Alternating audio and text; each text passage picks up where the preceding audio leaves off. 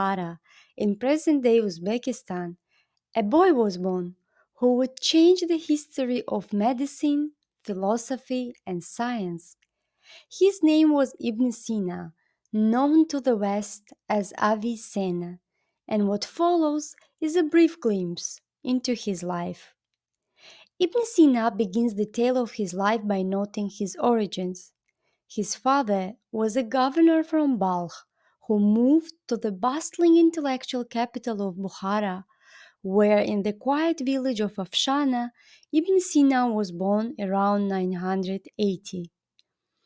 Both his father and brother embraced Ismaili Shia Islam, making their home a hub for missionaries and scholars debating Greek philosophy, science, and theology. This highly charged intellectual environment profoundly shaped the young Ibn Sina, setting him on a lifelong path of fierce intellectual independence and unrelenting quest for knowledge and truth. His father quickly recognized his extraordinary mind and invited the best tutors to teach him. By the age of 10, he had memorized the Quran. By 16, he had mastered medicine and called it not one of the difficult sciences. As a teenager, he studied law, logic, and astronomy. His teachers quickly realized that their pupil was racing far ahead of them. He himself later admitted, with a touch of pride, that he often felt he had surpassed his masters. But what made him remarkable was not arrogance, but hunger, a relentless appetite for learning. By 18, Ibn Sina was already a recognized authority in medicine, treating patients, teaching doctors, and writing about cures. His reputation was so convincing that he was summoned to treat the Sultan of Bukhara. The young physician succeeded where others had failed. As a reward, he was granted access to the palace library, a treasure house of books from across the known world. For a mind as restless as his, this was a paradise. Here, among shelves of ancient manuscripts, Ibn Sina consumed knowledge in every form. Ibn Sina's autobiography paints a vivid picture of his study habits. He describes returning home after a day of classes, lighting a small lamp, and reading deep into the night. When a problem became too difficult to solve, he would walk to the mosque, pray for guidance, and return to his books with renewed clarity. He also had a sharp wit. Once insulted by a scholar who claimed he knew nothing of philology, Ibn Sina studied the subject intensely, wrote fake ancient works full of rare words, and tricked his critic into praising them before revealing that he had written them himself. Ibn Sina's life was anything but peaceful. The collapse of the Samanid Empire plunged the region into chaos, forcing him into a series of dangerous adventures.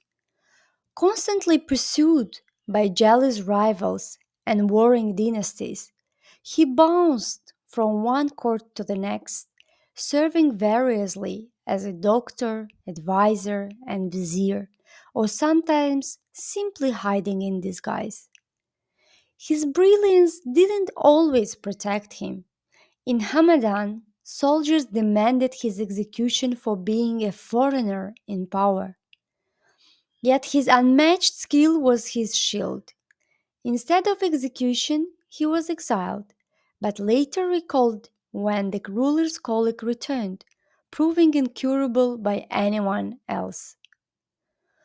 Through all the political turmoil and personal danger, Ibn Sina never ceased to write, even once composing a major philosophical work entirely from memory while in forced hiding, separated from his books.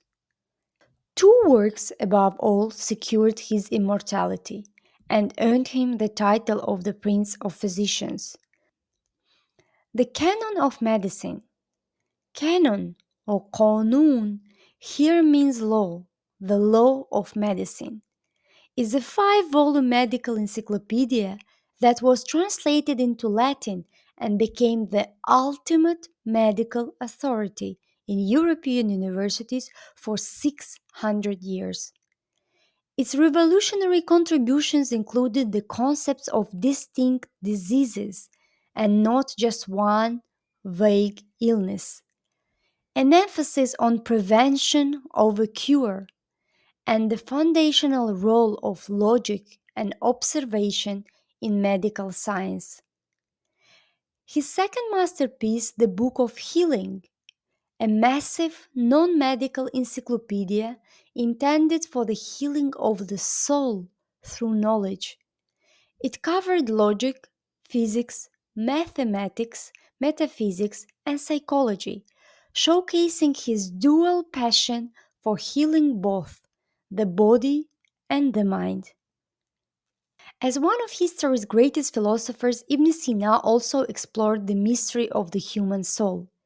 He believed the body gathers information through the senses, but the soul transforms it into knowledge. The soul, he argued, survives after death. It is not bound to the body. For this reason, he often read the Quran in allegorical ways. Heaven and hell for him were not physical places, but states of the soul. He also placed logic at the center of all knowledge. He believed that every science, from medicine to astronomy, had to be tested through clear reasoning. He asked questions. Why does the universe exist? What makes something real? His answer was that everything around us is possible, but all of it depends on one ultimate reality that he called the necessary existent, or God. He even reasoned that if you traced the world backward in time, all its information would collapse into a single tiny beginning, an insight that sounds astonishingly close to what scientists today call the Big Bang. Ibn Sina wasn't only thinking about the cosmos, he also thought deeply about how the physical world works. In his writings, he described how objects in motion would keep moving unless something stopped them, an idea that foreshadows Newton's first law of motion, written centuries later. Just as he transformed medicine with his canon of medicine, he helped shape science and philosophy with ideas that were far ahead of his era.